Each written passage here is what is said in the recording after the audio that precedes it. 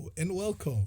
My name is Realtor Babti, and I'm here to share with you a very little but important piece of information and clarification on very two important documents in the real estate industry that most clients find it difficult to understand what they stand for, their strength, and the implication of having each of them.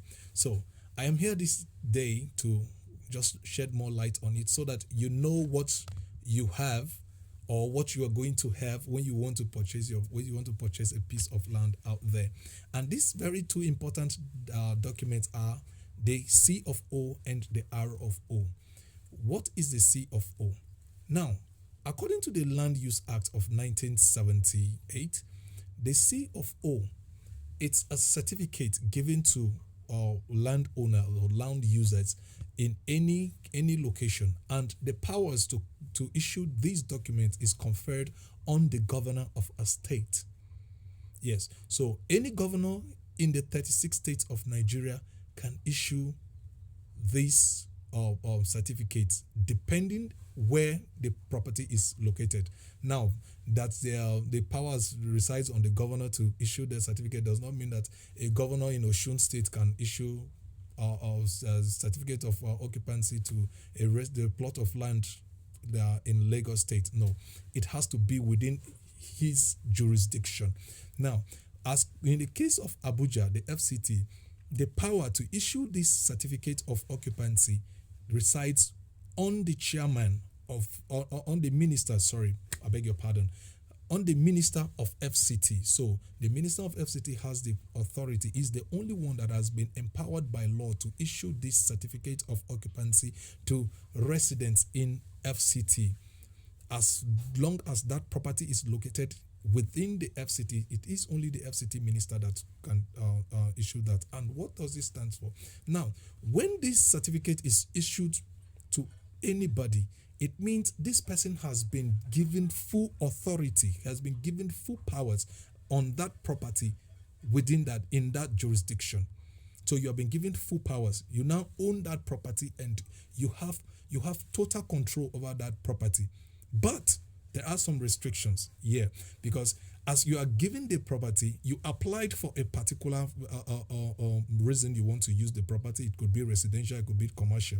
So now, if the approval given to you was for commercial, you have to use it for commercial purpose only. You can't use it for residential.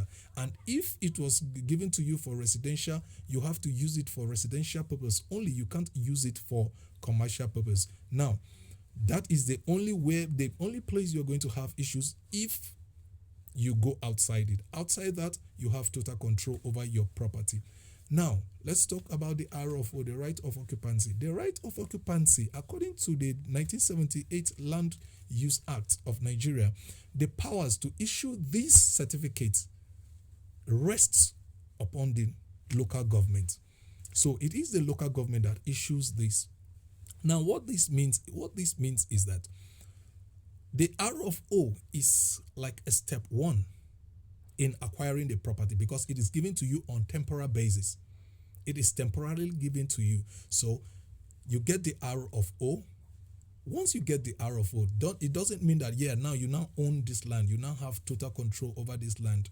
You have to make further steps in obtaining the C of O, because what that R of O does is that it's giving you that land on a temporary basis. And if the government now is in need of that land, it can be revoked. That certificate can be revoked without any compensation. Unlike in this case of the C of O, when that land is revoked, if the government has need of that land and it is revoked, that property is revoked from you, you are going to be fully compensated. You're going to be fully compensated for that property. Why in the case of the R of O, you will not be compensated. So now, when you go out there to buy your property, when you want to buy properties, when you see any of these documents, either of them, please don't be confused. They are all very important. Just that one is on a temporary basis, while the other is on a permanent level. So in terms of strength, the C of O is more powerful than the R of O. I hope this is helpful. Please follow me for more. Thank you.